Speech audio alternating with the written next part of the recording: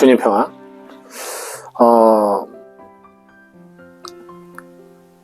고대 근동지방, 또 우리나라도 마찬가지고요.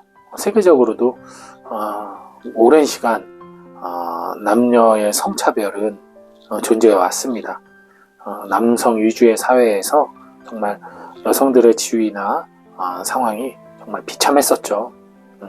그래서는 절대로 안 되는 것임에도 불구하고 인류의 역사에선 그런 오점의 시간들이 분명히 존재했습니다.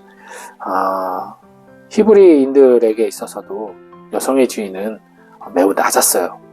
게다가 아이를 낳지 못하는 흔히 말하는 돌계집이라는 여성들, 거기에 남편을 잃은 과부는 정말 인간 이하의 취급을 받을 수밖에 없었던, 그렇기 때문에 모세가 세운 그 율법은 형님이 죽었을 때, 후사를 갖지 않고 죽었을 때 그 과부가 된 형수를 동생들이 아내로 맞이해서 자녀를 출산할 수 있도록 하게 하는 이 법은 지극히 여성들을 배려하고 보호하기 위한 법이었습니다. 오늘날 우리의 눈으로 볼 땐 정말 말도 안 되는 법이죠. 말도 안 되는 법이지만, 그러지 않으면 그 여성들이 정말 죽음보다 더한 고통 속에서 살아가야 되기 때문에 그 여성들을 보호하고 자녀를 출산하지 못한 여인으로 남는 그 수치를 당하지 않도록 하기 위해서 사회적 약자를 보호하는 시스템으로, 그래서 만약에 형수를 거부했을 때는 그 사람에게 벌을 내릴 정도로 강한 법적 효력을 갖고 있었습니다. 그래서 이 사두가이 파 사람들이 예수님께 그것을 물은 거예요. 그렇게 법적으로 부인과 남편의 연을 맺었는데 나중에 하늘나라 가면 7 형제가 다 그 여자를 아내로 맞았으니 누구 아내가 되는 거냐? 누가 그녀의 남편이 되는 거냐? 라는 질문을 했는데요. 매우 어리석은 질문일 수밖에 없어요. 왜냐면 그 사회법, 그 이스라엘, 그 히브리인들의 율법의 그 사회법은 종교법이기도 하죠. 그 법은 지극히 살아있는 사람들, 즉 죽음으로 끝나는 이 세상의 시스템이에요. 이 세상의 시스템이죠. 우리들이 지금 살아가면서 각 나라마다 법이 있어요. 관습이 있고 문화가 있죠. 그 모든 것들은 우리가 이 세상을 살아가는 동안에 필요한 시스템이에요. 죽고 나면은 다 사라지는 시스템입니다. 죽고 난 다음엔 아무 의미가 없으니까요. 하느님 나라는 그 죽음 이후의 삶을 살아갈 때 필요한 시스템이에요. 그렇기 때문에 지금의 시스템과는 전혀 다를 수밖에 없죠. 죽음이라는 그 경계선에서, 왜냐하면 우리가 전혀 다른 존재로 변화하기 때문에 그 전혀 다른 존재가 살아가는 삶 또한 전혀 다를 수밖에 없어요. 그렇기 때문에 이 세상의 법 잣대를 하느님 나라에 된다는 것 자체가 어불성설일 수밖에 없습니다. 그런 상황에서 예수님께서 굳이 하느님 나라를 막 설명하셔봤자 우리가 그렇게 이해할 수 있는 그런 차원이 아니죠. 니네가 직접 가서 보는 것 외에는 하느님 나라를 정확하게 알 수는 없어요.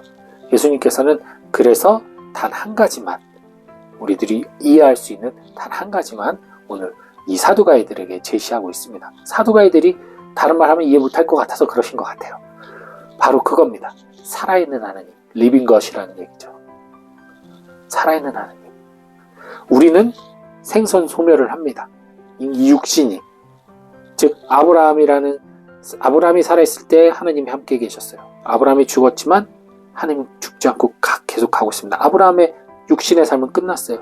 다음 아들의 이삭의 삶이 시작됐을 때 하느님은 여전히 계속 함께 계셨어요. 그리고 다음에 야곱도 하느님이 여전히 계속 함께 계셨어요. 하느님은 늘 변함없이 함께 살아서 움직이고 계셨다는 거죠. 우리는 죽었다 살아났다, 죽었다가 다음 세대로 이어지고 있지만, 그래서 하느님이 살아계신다라는 이 사실을 우리가 반드시 기억을 해야 됩니다. 왜냐하면 살아있는 존재는 움직인다는 거예요. 그리고 변한다는 거예요. 우리 하느님은 불변이라고 말을 하죠. 하느님이란 존재는 당연히 불변이죠. 하지만 하느님의 생각이 불변이냐? 아니라는 거예요. 하느님이 당신의 모상인 우리 인간에게 자유의지를 줬어요. 그럼 하느님이 당연히 자유의지를 갖고 계시다는 얘기잖아요. 하나님도 생각하시고 결정하시고 포기하시고 하는 우리가 경험하는 사고를 하나님도 하고 계시단 말이에요. 그래서 구약에 보면 하나님이 화도 내시고 후회도 하시고 슬퍼도 하시고 기뻐도 하시고 하잖아요. 인간과 똑같은 감정을 갖고 계시단 말이죠. 여기에서 우리는 무섭지만 귀한 깨달음을 발견하게 됩니다. 그렇기 때문에 우리가 구원받았다고 끝이라고 생각하면 안 된다는 거예요. 구원받은 자가 구원받은 자로서의 삶을 충실하게 살아가지 않으면 하느님은 당신의 생각을 돌이킬 수 있다는 거예요. 예수님의 십자가로 예수님의 죽음과 부활로 우리 죄를 용서해 주시고 우리를 구원해 주시리라 약속하셨지만 그 약속만 믿고 정작 나는 방탕하게 다시 돌아오는 그날까지 잘 기다리지 않고 방탕하게 엉망진창으로 살다가 술에 취해 자고 있으면 돌아온 날 아무리 약속을 했다 하더라도 나를 기다리고 있지 않는 종을 주인이 반갑게 만나지 않겠죠. 내쫓기는 겁니다. 그렇기 때문에 우리가 구원받았다라고 그냥 난 구원받았다라고 으스대고 잘난 척할 일은 아니라는 거예요. 구원받은 것에 감사하고 기뻐해야겠죠. 당연히 구원을 받을 수 없는 존재가 구원을 받은 거니까. 하지만 구원받았다고 으스거리면서 이제 난 구원받았으니까 마음대로 살아도 된다라는 생각, 정말 말도 안 되는 거죠. 하나님이 생각을 돌이킬 수 있다는 거예요. 큰 오만한 착각이 하나님이 약속하셨으니까 절대 돌이킬 수 없어. 하나님이 약속을 하셨으니까 절대 변하지 않아 라고 생각하는 오만함. 그건 되게 오만함이에요. 그건 하느님 마음이거든요, 사실. 단지 하느님께서 약속을 하시고 변치 않겠다라고 하셨으니 당신 말씀에 책임을 지실 것이라는 그 기대를 가지고 우리는 살아가고 있지만 하느님이 마음 돌이키시는 거에 대해서는 우리는 어떻게 할 도리가 없어요. 물론 돌이키지 않으시리라는 믿음을 갖고 있죠. 그리고 그 희망을 가지고 우리가 살아가는 거지만 하느님의 의지를 우리가 어찌할 수 없다는 겁니다. 결정은 하느님의 몫이니까요. 그렇기 때문에 우리는 늘 겸손해야 되는 거예요.